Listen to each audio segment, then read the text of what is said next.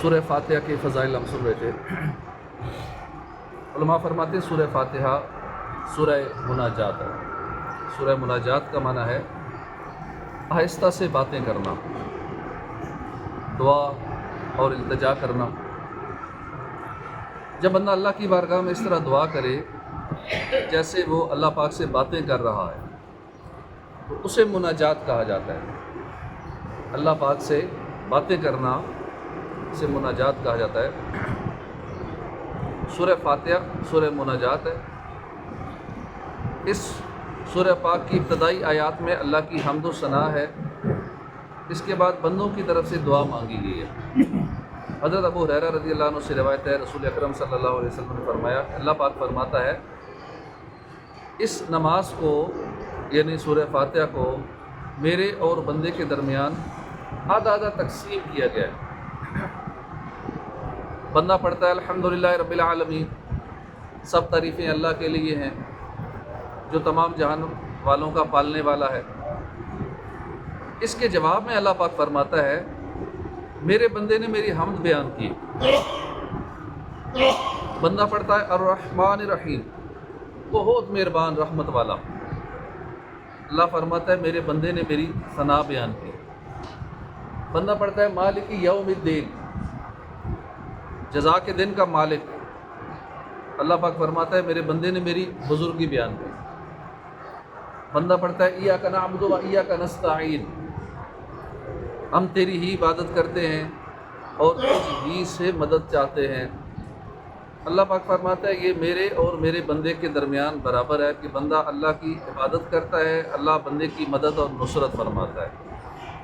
پھر بندہ پڑھتا ہے اہدنا الصراط المستقیم صراط الذین انعمت علیہم غیر المغضوب علیہم ولا الضالین، ہمیں سیدھے راستے پر چلا، ان لوگوں کا راستہ جن پر تو نے احسان کیا، نہ کہ ان کا راستہ جن پر غضب ہوا، نہ بہکے ہوں کا۔ اللہ پاک فرماتا ہے یہ میرے بندے کے لیے ہے اور میرے بندے کے لیے وہی ہے جس کا اس نے سوال کیا۔ کیسی عظیم صورت ہے، عظیم فضیلت ہے۔ یہ سورہ فاتحہ کی 7 آیات ہے۔ بندہ ایک ایک آیت پڑھتا جاتا ہے، اللہ پاک اسے سنتا بھی ہے اور ہر آیت پر اللہ جواب بھی دیتا ہے۔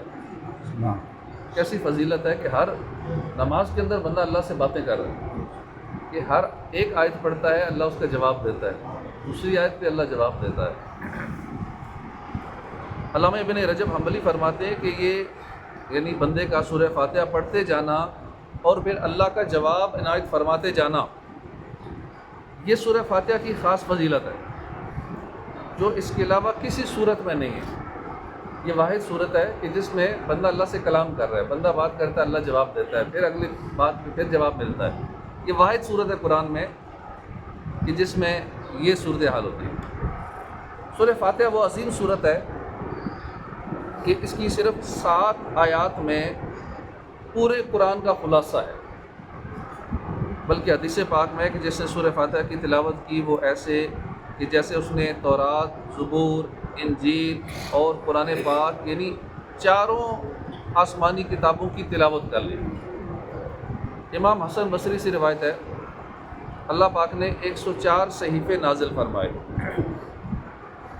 ان 104 صحیفوں کے مضامین 4 بڑی آسمانی کتابوں میں تورات، زبور، انجیل، قرآن میں بیان فرما دیے۔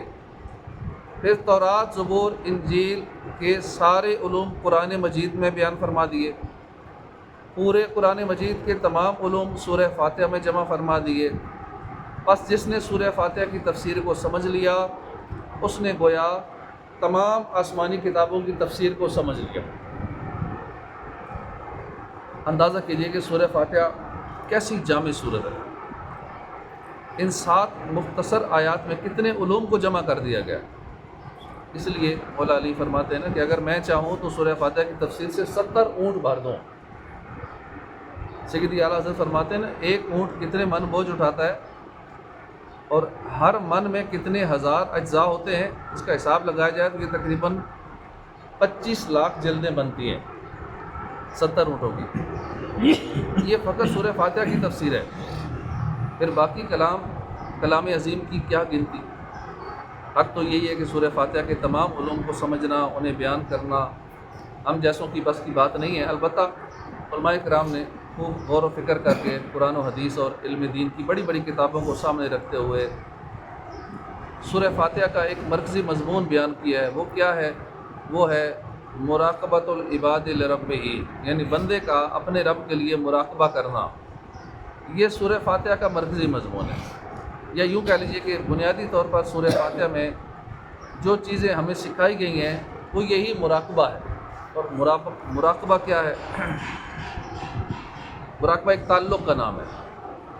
اب دنیا میں مراقبہ حال بنے ہوئے ہیں، باقاعدہ وہاں فیس لی جاتی ہے اور وہاں پہ مراقبہ کیا جاتا ہے۔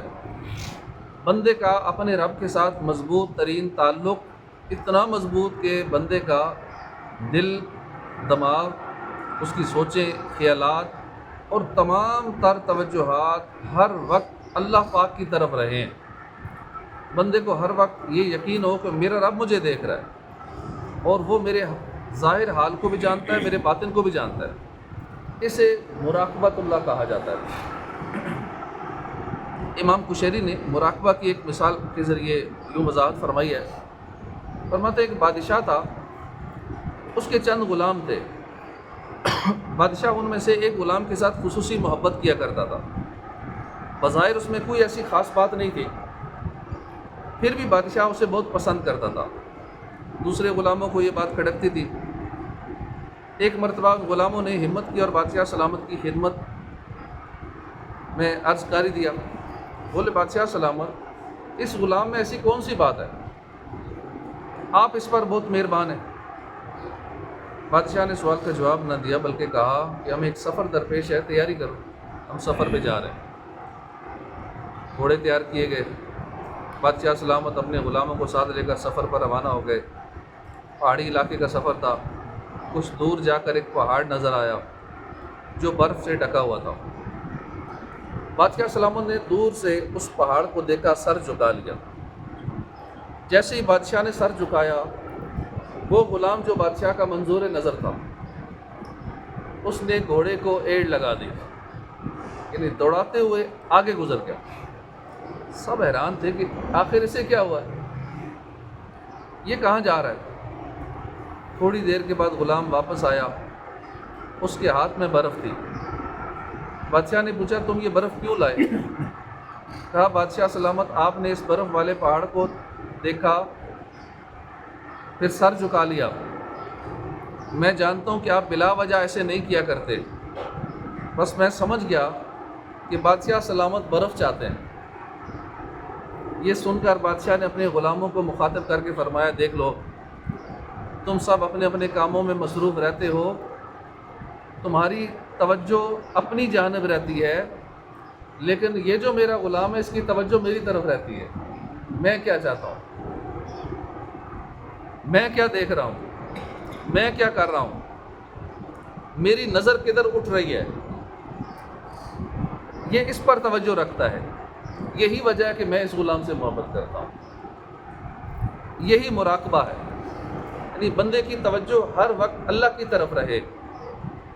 بندہ دکان پر ہے تب بھی توجہ رب کی طرف ہو، گھر ہے تب بھی توجہ رب کی طرف ہے، مسجد میں ہے تو بھی توجہ رب کی طرف ہے، اکیلا ہے تو بھی توجہ رب کی طرف کہ میرا اللہ مجھے دیکھ رہا ہے، محفل میں ہے تو بھی توجہ اللہ کی طرف، یعنی ہر حال میں بندے کی توجہ رب کی طرف رہے، یہ ہے مراقبہ۔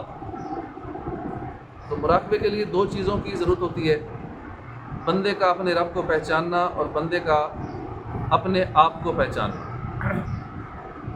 جسے معلوم ہی نہیں میرا رب کون ہے، اس کی صفات کیا ہے، اس کی شان کیا ہے، وہ بندہ بھٹک جاتا ہے۔ یمن کا ایک بادشاہ تھا، اسے اللہ پاک نے طاقت عطا فرمائی، قوت بخشی، بڑی سلطنت عطا کی، اس پر نعمتوں کی برسات ہوئی۔ یہ اپنی فوج کے ساتھ علاقے فتح کرتا گیا یہاں تک کہ اس کی سلطنت دور دور تک پھیل گئی تھی۔ ایک دن اسے خیال آیا یہ کائنات کیسے چل رہی ہے، اسے چلانے والا کون ہے، دن کیسے ہوتا ہے، رات کیسے ہوتی ہے، ہمیں اتنی طاقت اور قوت کہاں سے ملتی ہے۔ اب علم دین تو جانتا نہیں تھا، بس عقل کے گھوڑے دوڑاتا گیا۔ کئی دن سوچ بچار کے بعد اس نے فیصلہ کیا کہ کائنات سورج کے ذریعے چل رہی ہے، سورج ہی سے دن آتا ہے، سورج ہی کی وجہ سے رات ہوتی ہے، یہ تبدیلیاں سورج کی وجہ سے ہو رہی ہیں، سورج کی وجہ سے فصلیں پکتی ہیں، سورج ہی کے ذریعے خوراک کا انتظام ہو رہا ہے، لہذا اس نے سورج کو خدا بنایا۔ استغفر اللہ۔ اب اس بدبخت نے اپنی عقل کے گھوڑے دوڑائے، شیطان نے اسے شرک میں مبتلا کر دیا، وہ سورج کی پوجا کرنے لگا۔ دیکھیے بادشاہ رب کو پہچانتا نہیں تھا، رب کو پہچانتا نہیں تھا، اسے اللہ کی صفات کا علم نہیں تھا، خدا کی شان و عظمت سے واقف نہیں تھا، اپنے ہی طور پر سوچ بچار میں پڑا، بھٹک گیا۔ معلوم ہوا مراقبہ کرنے یعنی اللہ کی طرف توجہ رکھنے کے لیے ضروری ہے کہ اللہ کی پہچان بھی ہو، اللہ کی شان و عظمت کا پتہ بھی ہو کہ اللہ کون ہے۔ اللہ پاک ہمیں توفیق عطا فرمائے۔ نماز بھی بہترین مراقبہ ہے، اور نماز کے علاوہ بھی مراقبے میں رہنا چاہیے، یعنی رب کی طرف توجہ رہے، انشاءاللہ اس کا فائدہ ہی فائدہ ہوگا۔ میڈیٹیشن سینٹر دنیا میں جگہ جگہ بنے ہوئے ہیں، مراقبہ سینٹر بنے ہوئے ہیں، پیسے دے کے لوگ مراقبے کرتے ہیں، ہزاروں لاکھوں روپے خرچ کر کے مراقبے کرتے ہیں، اور ہمیں 5 وقت فری میں مراقبہ سینٹر مسجد کی صورت میں ملے ہوئے ہیں، مفت میں بغیر کسی فیس کے مراقبہ کرتے ہیں، اور یہ بہت فائدہ مند چیز ہے۔ اللہ پاک توفیق عطا فرمائے، آمین بجاہ نبی الامین صلی اللہ علیہ وسلم۔